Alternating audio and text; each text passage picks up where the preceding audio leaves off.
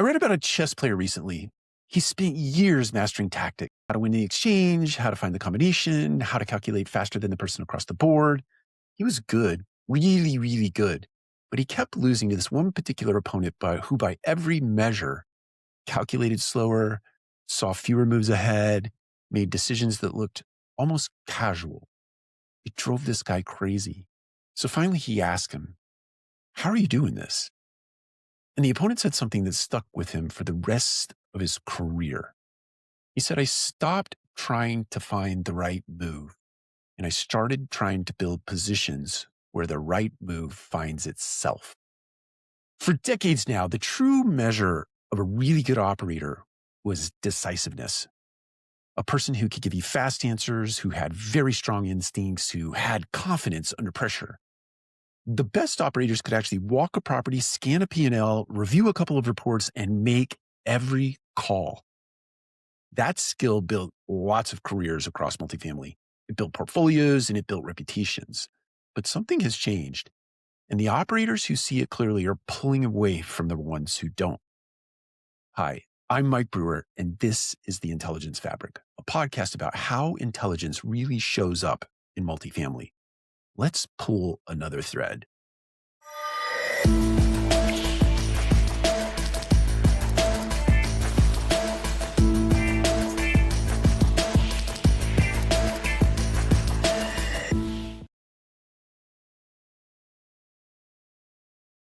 The traditional operator lived at the center of the system. Information flowed upward, and that's where interpretation happened at the top, and then decisions flowed back down.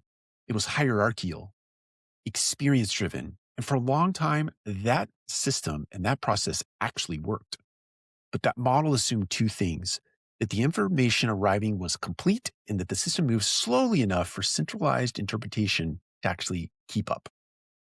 Neither of that is true. Neither of those things are true anymore. In a fragmented operating environment, leaders, like this person that we're describing, spend an enormous amount of energy just reconciling data. What does marketing say? What does leasing say? What does the service report say? What does pricing recommend?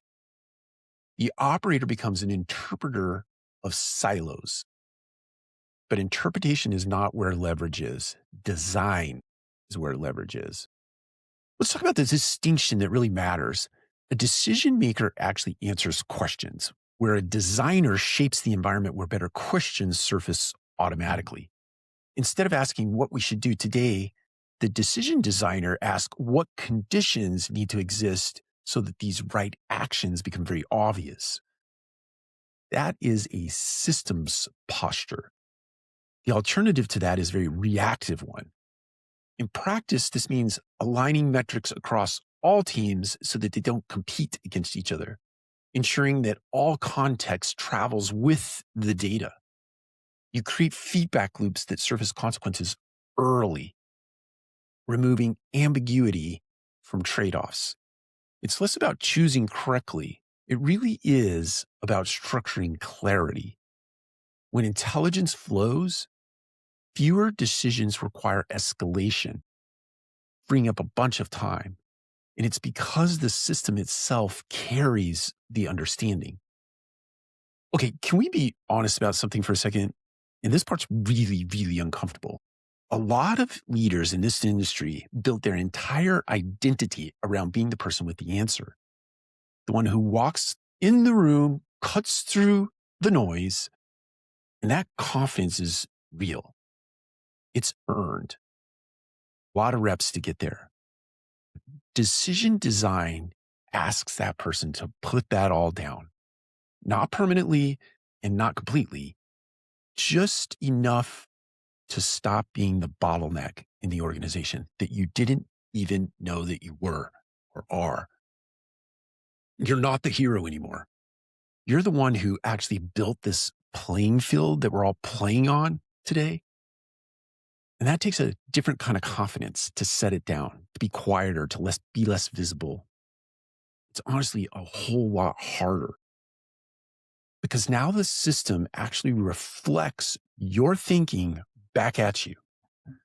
And sometimes what it shows isn't what you expected. But here's what happens on the other side of that discomfort.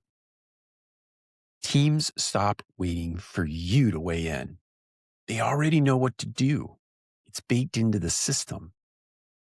Your fires get smaller because the conditions that started those things in the first place get fixed upstream. And the decisions that used to require a meeting start making themselves. And the organization stops asking for permission and it starts moving with real intentional purpose. Let's get back to our chess player for a second. He went home and studied differently after that conversation. No more tactics, no longer calculation trees. He studied position, structure, how to build a board where good moves multiply and bad ones disappear. He got better, not because he got smarter, because he stopped trying to outthink the game, one move at a time, and started trying to shape the game itself. That's what the best operators in multifamily are learning to do right now.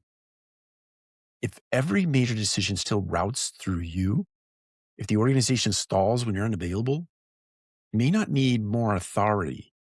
You need better architecture. The job is changing from relevance to irrelevance. If you don't like change, you might like irrelevance even less. It's changing from decision maker to decision designer. And that's a bigger role, not a smaller one. That is it for the Intelligence Fabric today. If there's something here that resonates, pay attention. And I'll see you in the next episode where we pull another thread in multifamily. Thank you for watching.